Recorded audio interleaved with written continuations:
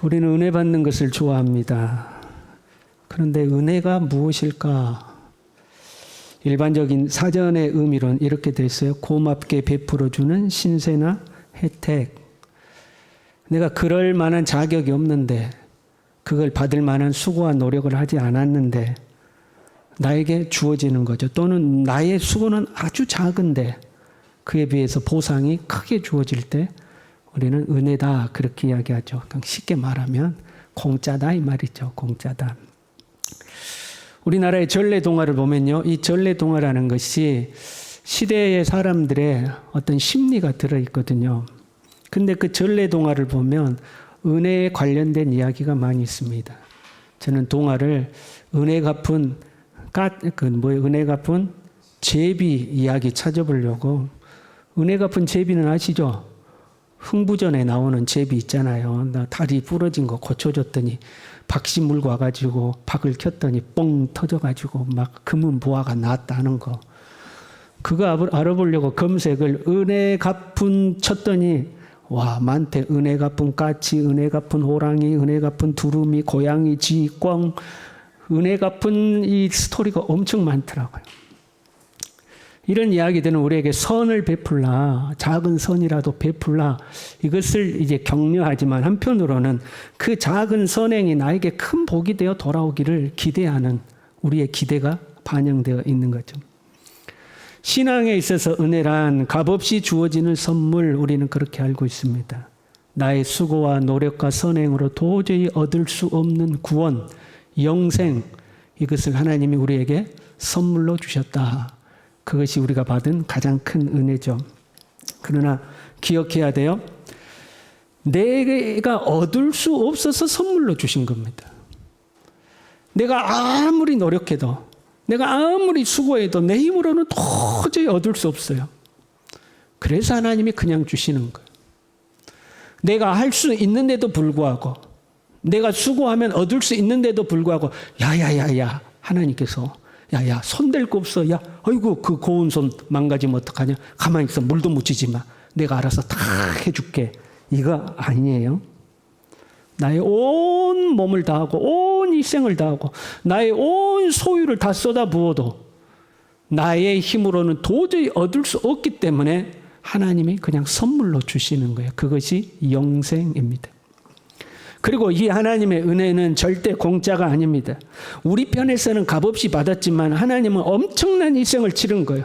독생자 예수 그리스도를 이 땅에 사람으로 보내고 예수님은 십자가에서 우리의 죄를 짊어지고 죽으셔야 했던, 온갖 고난을, 죽음을 견뎌내야 했던 그 큰 희생으로 우리에게 이 은혜가 주어진 거죠.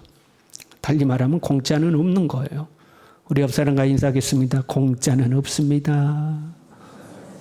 공짜 좋아하지 마세요. 공짜 좋아하면 안 돼요.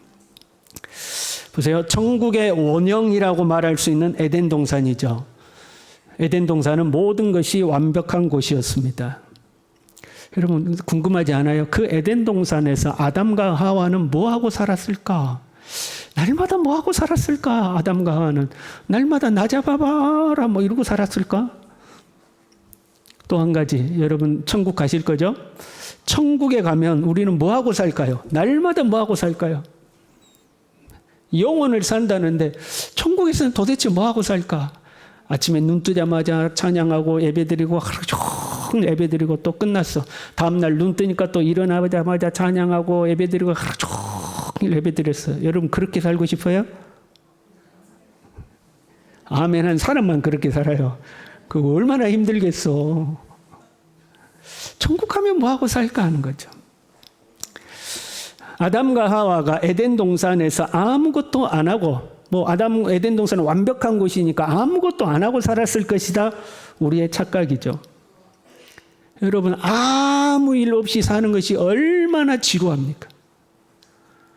내 삶에 아무 할 일이 없어요. 그럼 하루가 얼마나 지루하고 힘듭니까? 일할 수 있는 것이 복이거든요. 일할 수 있는 것이 복이거든요. 오늘 말씀해 보니까요, 하나님께서 에덴 동산을 만드시고 아담과 하와를 에덴 동산으로 옮기신 뒤에 이렇게 말씀해요. 에덴 동산에서 그것을 경작하며 지키게 하시고, 에덴 동산에서 아담과 하와가 뭐 했어요? 에덴 동산을 경작하며 지켰어요. 다른 말로 하면 일했다 이 말이에요. 하나님의 창조에 있어서는요, 물은 중요하다고 말씀드렸어요. 창조 전의 상태를, 이 세상의 상태를, 땅이 혼돈하고 공허하며 흑암이 깊음 위에 있고 하나님의 영은 수면 위에 운행하시더라. 창조되기 전에 혼란한 세상을 사람의 말로 표현하는데 수면 위에 운행하셨다고 물이 등장하죠. 첫째 날 빛을 만드시고 둘째 날 궁창 아래 물과 궁창 위의 물로 나누셨죠. 셋째 날은 천하의 물이 한 곳으로 모이게 하셔서 묻이 드러나게 하셨죠. 그리고 나서 각종 식물들과 씨 맺는 채소와 씨 가진 과일들이 나도록 하셨죠. 물에서부터 생명이 나온 겁니다. 그리고 이 물과 함께 등장하는 것이 땅입니다. 창조되기 전의 상태를 땅이 혼돈하고 공허하며 땅이 등장하죠. 그리고 셋째 날 그 드러난 묻을, 천하의 물을 한 곳으로 다 모으게 하시니 이제 그게 바다가 된 거 아니에요? 묻이 드러나는데 그 묻을 땅이라고 부르셨습니다. 그리고 그 땅 위에서 식물들과 씨 가진 채소들과 각종 나무 과일들이 땅 위에서 자라나기 시작한 거죠. 생명은 물에서 나와서 땅에서 자라나는 것이었습니다. 이 땅, 흙이죠. 흙. 이 흙은 생명이 자라나는 생명의 태와 같습니다. 모든 생명은 이 흙에 뿌리를 내리죠. 땅에 뿌리를 내리고 그 흙에서부터 생명이 자라납니다. 이 흙 속에는 우리의 눈에 보이지 않지만 무수히 많은 생명체들이 살고 있습니다. 흙을 들여다보면 각종 곤충들이 있잖아요.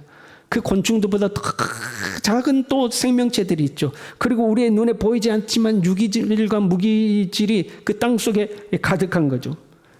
그 땅이 모든 생명체에게 생명을 공급합니다. 땅이 공급하는 영양분으로 식물들이 자라나는 거죠. 그리고 하나님은 그 땅의 흙을 취해서 사람을 만드셨습니다. 사람을 흙으로 빚으시고 그 코에 생기를 불어넣으셔서 우리가 생명체가 되었습니다. 사람은 이 세상에 존재하는 그 모든 생명체 중에서도 가장 뛰어난 하나님의 형상을 닮은 생명체입니다. 우리 옆 사람을 한번 보세요. 옆 사람 한번 보세요. 그리고 우리 감탄사 한번 보내줍시다. 이야, 대단한 작품이요. 대단해. 이 땅에 사람만큼 신비한 것이 없어요. 정말 사람은 신비한 존재예요. 그러나 그 사람도 흙에서 나와서 흙으로 돌아갑니다. 사람도 흙에서 나왔어요. 흙을 만지는 게 참 좋다고 그래요. 흙을 만지고 흙을 밟고. 그런데 우리는 흙 밟는 일이 별로 없어요. 우리 용수동 사시는 분이야 흙을 밟고 흙도 만지고 그러는데 우리는 맨날 아스팔트 밟고 다니잖아. 아스팔트, 콘크리트 밟고 사는데 흙을 밟고 흙을 만지는 것이 참 건강에 좋다고 그럽니다. 이 땅, 흙이라는 것은 하나님이 만드신 일종의 생명 시스템입니다. 이 땅에서 양분을 흡수해서 작은 식물들이 자라납니다. 그러면 그 작은 식물들을 곤충이 먹습니다. 그 곤충을 그것보다 큰 또 뭐 양소류라든가 이런 짐승들이 잡아먹습니다. 그것보다 더 큰 동물이 또 그걸 잡아먹습니다. 그러면서 생명을 유지하잖아요. 우리는 그 땅에서 자라나는 모든 식물을 먹거나 그 식물을 먹고 자라난 동물을 우리는 또 잡아먹잖아요. 그렇게 우리는 우리의 생명을 유지합니다. 이 땅에서 모든 생명이 자라나고 모든 생명을 유지하도록 해주는 거죠. 그래서 이 땅은 우리의 삶의 기반이고 우리의 삶의 터전이 되는 겁니다. 그리고 한편으로는 우리 자신이기도 하죠. 우리가 땅에서 나왔기 때문에. 하나님의 은혜가 완벽한 땅, 그곳이 에덴 동산입니다. 그리고 하나님의 형상을 따라서 완벽하게 지음받은 존재, 그것이 범죄하기 전에 사람입니다. 여러분, 이 얼마나 완벽합니까? 하나님이 완벽하게 만들어 놓은 땅에 하나님이 완벽하게 만들어 놓은 사람이 그 에덴 동산에서 살고 있어요. 철마다 식물들이 자라고 과일들이 열매를 맺습니다. 그거 먹고 사는 거 아니에요? 여러분, 에덴 동산 추웠을까요? 더웠을까요? 아마 춥지도 덥지도 않았을 것 같아. 왜? 옷을 안 입고 살았으니까. 그 완벽한 장소에 완벽한 사람들이 있었어요. 범죄하기 전에는 가시와 엉겅퀴가 나오지도 않았습니다. 그러니까 각종 잡초라든가 유해 식물이라든가 뭐 이런 것들이 자라지도 않았어요. 그럼에도 불구하고 하나님은 에덴 동산에 아담과 하와를 이끄시고 경작하고 지키라 말씀하셨습니다. 완벽한 에덴 동산, 그걸 경작하고 지키라 하셨어요. 이 경작하다는 말은 원래 일하다라는 단어인데요. 그 외에도 다스리다, 봉사다 그런 의미가 있습니다. 경작하는 것은 1차적으로 다스리는 겁니다. 한편으로는 다스리는 것은 약간 군림한다는 의미가 있잖아요. 군림하는 것을 넘어서 봉사하며 일하는 것을 말합니다. 이 지키다라는 단어는 살피다, 보존하다 그런 말인데 소중히 여기고 잘 보살피는 것을 말하는 겁니다. 그러니까 이 에덴 동산이라는 것이 야 가만히 있으면 하나님이 완벽하게 만들었으니까 알아서 다 잘 될 거야. 알아서 될 거야. 그게 아니라는 걸. 하나님의 완벽한 생명이지만 그 생명도 경작하고 살피고 보살펴야 됐다 이 말이에요. 이것이 하나님의 창조 원리입니다. 이 땅에 존재하는 모든 생명체들은 경작하고 살피고 보살펴야 합니다. 그래야 그 생명이 유지가 되는 거예요. 사람을 포함해서 모든 생명 시스템은 경작하고 살펴야 하는 겁니다. 보세요. 초대교회에 성령이 충만했습니다. 새 시대가 열린 거거든요. 사람의 힘으로 지킬 수 없었던 율법의 시대가 지나가고 성령께서 오셔서 새로운 시대가 열렸습니다. 성령 충만했습니다. 놀라운 일들이 일어났습니다. 하루에 3,000명, 5,000명씩 회개하고 하나님께 돌아왔습니다. 기적과 이적이 나타났습니다. 병든 자가 낫고 귀신이 쫓겨나갑니다. 성도들이 모여서 은혜와 성령이 충만하니 네 것 내 것이 없었습니다. 재산을 다 팔아서 가난한 자들에게 나눠주고 공동체 생활을 했습니다. 이 땅에 이루어진 천국과 같은 곳이었어요. 완벽해 보이는 곳이었어요. 성령의 통치와 다스림이 있는 곳이었어요. 그럼에도 불구하고 그 교회에도 문제가 존재했습니다. 구제를 하는데 히브리파 과부들과 헬라파 과부들이 있는데 자꾸 헬라파 과부들이 그 구제에서 소외가 되는 거예요. 교회가 너무 부흥하니까 이게 안 되는 거예요. 12사도만으로는 교회를 경영할 수 없음을 깨닫습니다. 무슨 말이에요? 성령 충만한 교회도 경작이 필요했다 그 말이에요. 성령께서 통치하는 교회지만 그 교회도 경작이 필요했어요. 그래서 새로운 일꾼 7을 세웁니다.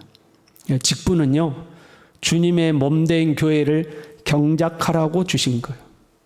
직분을 맡은 자들이 그 직분을 잘 감당하면 교회가 잘 경영이 됩니다. 근데 직분을 맡은 자들이 직분을 소홀히 하면 교회가 경작이 잘 안 되는 거죠. 교회는 이 땅에 이루어진 하나님의 생명 공동체잖아요. 이 생명 공동체에서 누군가는 봉사해야 됩니다. 누군가는 섬겨야 됩니다. 누군가는 교회를 소중히 여기고 살펴야 합니다.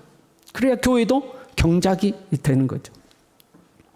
가정 여러분 중요합니다. 하나님이 이 땅에 가장 먼저 세우신 것이 가정입니다. 물론 그 가정은 교회를 상징하고 있습니다. 그러나 어찌됐든 간에 부부를 먼저 만드시고 가정이 이루어지죠. 여러분 서로 사랑해서 부부가 됩니다. 물론 옛날 분들은 결혼할 때 처음 얼굴 봤다고 그러더라고요. 혹시 우리 중에도 그런 분 있습니까? 나는 우리 신랑, 우리 부인 결혼식 때 처음 봤다. 우리 중에는 그런 분 없죠. 근데 뭐 과거에는 그렇게도 살았다고 그래요. 그런데 지금은 서로 사랑해서 부부가 됩니다. 그 아담이 하와를 처음 보고 뭐라고 그래요? 이는 내 뼈 중에 뼈요 살 중에 살이로다. 한마디로 눈이 헷가닥한 거죠. 그래야 결혼하는 겁니다. 그러니까 남자가 됐든 여자가 됐든 서로에 대해서 눈에 뭐가 콩깍지가 씌어야 결혼을 하는 거죠.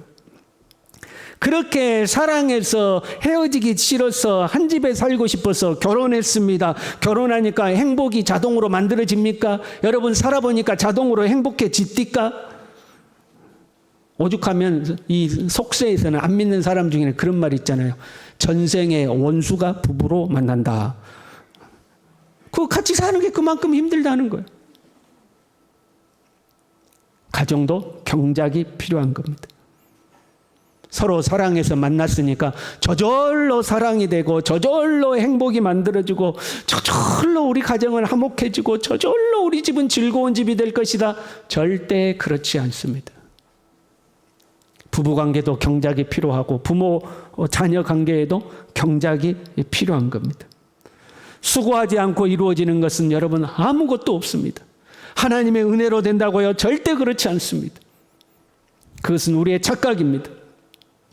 달란트 비유를 보십시오. 5달란트, 2달란트, 1달란트 맡은 자가 있었습니다. 1달란트 맡은 자는 주인의 돈을 땅에 묻었다가 주인이 돌아오니까 그 돈을 찾아다가 주인에게 주었습니다. 그러면서 이렇게 이야기하죠. 주인이여, 당신은 굳은 사람이라 심지 않은 데서 거두고 해치지 않은 데서 모으는 줄을 내가 알았으므로.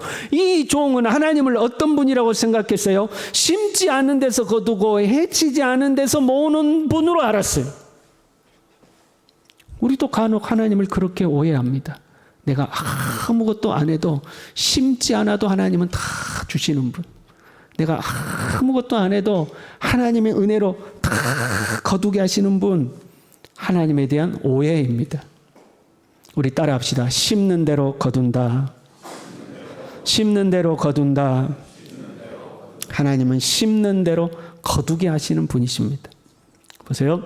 사람의 몸과 마음, 신앙도 동일합니다.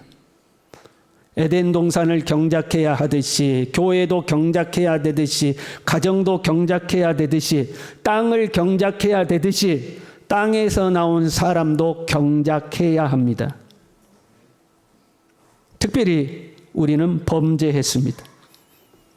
범죄한 이후 땅은 저주를 받았습니다. 생산성이 떨어지고 오히려 가시와 엉겅퀴가 나왔습니다. 그래서 이제는 죽을 때까지 땀을 흘려야지만 먹을 것을 얻을 수 있게 되었습니다. 그러니까 에덴 동산보다 우리는 더 힘써 경작을 해야 되는 거예요. 예수님이 십자가에서 우리의 모든 죄와 저주를 담당하셨습니다. 그럼에도 불구하고 우리에게는 아직 죄의 본성이 남았습니다. 언제라도 우리는 넘어질지 모릅니다. 선줄로 생각한 자 넘어질까 조심하라고 하였습니다. 우리 안에서 언제든지 가시와 엉겅퀴가 나올 수가 있어요.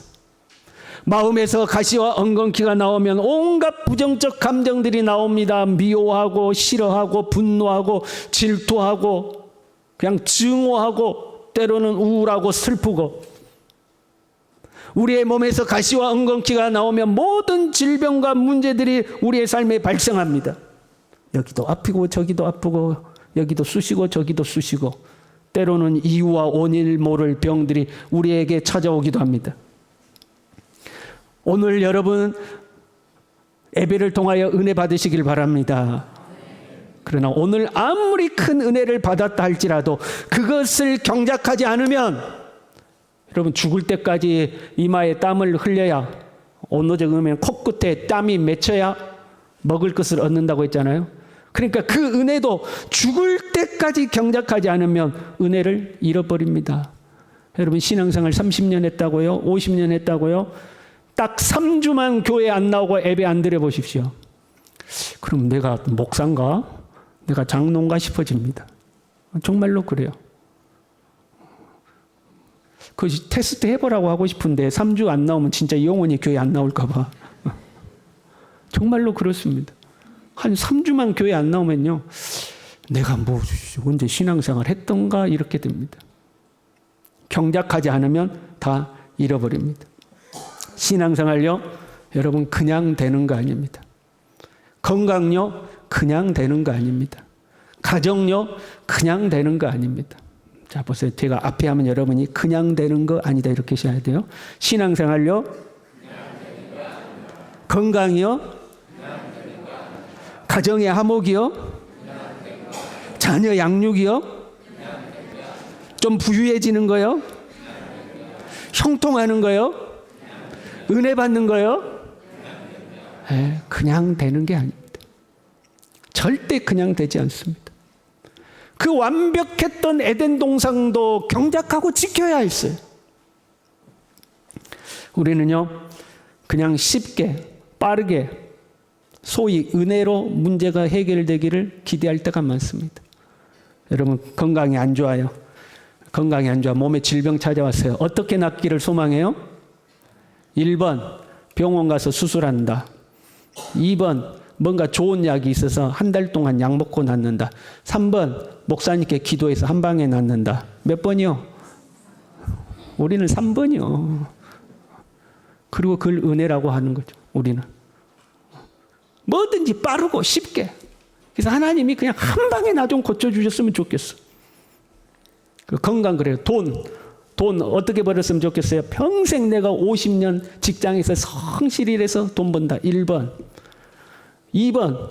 아니 어쩌다가 내가 하는 일이 잘 돼가지고 3년 만에 부자 됐다. 2번.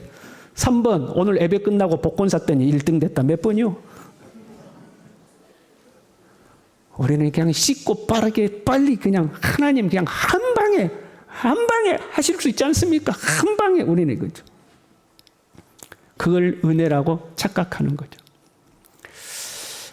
이제 목회를 해가고 여러분과 함께 신앙생활을 해가면서 교회가 해야 될 일 중에 건강을 돌보는 것이 필요하겠다는 생각을 요즘 많이 합니다.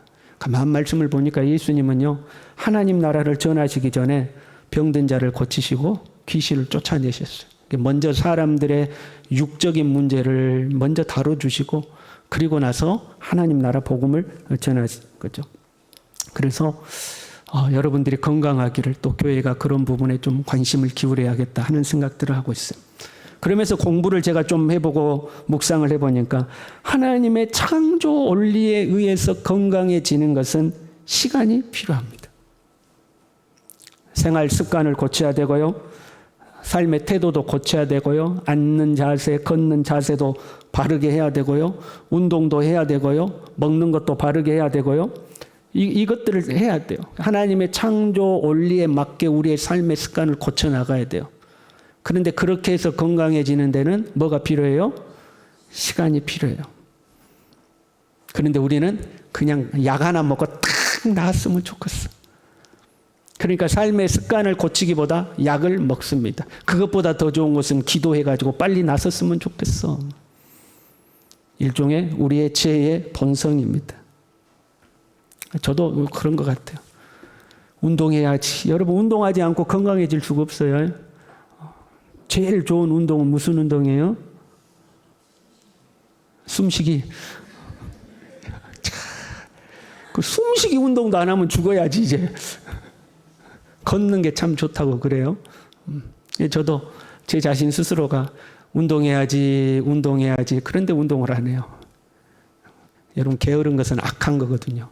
악하고 게으른 자야. 건강해지려면 운동을 해야 돼요. 그런데 안 하는 거예요, 우리는. 그리고 어떤 영양제 하나 딱 먹고 빨리 좋아졌으면 좋겠다. 영양제가 나를 건강해줬으면 좋겠다. 이런 마음을 갖는 거죠. 말씀을 묵상하지 않습니다. 매일 기도하지 않습니다. 믿음의 사람들과 교제하지 않습니다. 그러면서 신앙을 유지할 수 있는가? 안 된다는 거예요. 우리 용수동 사니까 알잖아요. 며칠만 밭을 돌보지 않아도, 뒤뜰을 며칠만 돌보지 않아도 온갖 잡초가 무성해지고 칡넝쿨이 다 침범에 들어오잖아요. 우리의 몸도 그렇고 마음도 그렇고 신앙도 그렇다 이 말이에요. 그래서 우리는 우리의 몸과 마음과 신앙을 경작해야 되는 거예요. 그리고 그것을 위해서 행사를 준비한 거예요. 제가 지금 뭔 이야기 하는지 아시겠죠? 이것도 참석 안 하고 건강해야지 안 되는 거예요. 여러분, 이번 주 금요일 꼭 참석하시길 바랍니다. 옆 사람과 인사합시다. 금요일 날 봅시다. 토요일에도 봅시다. 아무 수고도 하지 않고 아무 노력도 하지 않고 나는 경작하지도 않고 지키지도 않고 어떻게든 하나님 알아서 해주겠지. 아니라는 거예요. 우리는 내 자신부터 경작해야 됩니다. 내 자신의 몸과 마음과 신앙을 잘 관리해야 합니다. 가정도 경작해야 됩니다. 교회도 경작해야 됩니다. 여러분의 삶의 터전도 경작해야 됩니다. 우리는 예수님을 믿습니다. 예수님을 믿는 것이 가장 큰 은혜인 줄로 믿습니다. 예수님 믿는 것이 가장 큰 은혜인 줄로 믿습니다. 그렇다면 우리는 지금 은혜의 땅 위에 서 있는 거예요. 우리가 서 있는 땅이 은혜의 땅입니다. 그리고 우리는 이 땅에서 부지런하고 성실함으로 하나님의 말씀을 따라서 은혜의 땅을 잘 경작하며 살아야 합니다. 게으르면 안 됩니다. 나태하면 안 됩니다. 요행을 발해서는 안 됩니다. 하나님의 은혜의 땅을 경작하고 살면 하나님께서 그 땅에서 싹이 트고 자라나게 하시며 때를 따라 열매 맺게 하실 줄로 믿습니다. 우리 함께 찬양하겠습니다.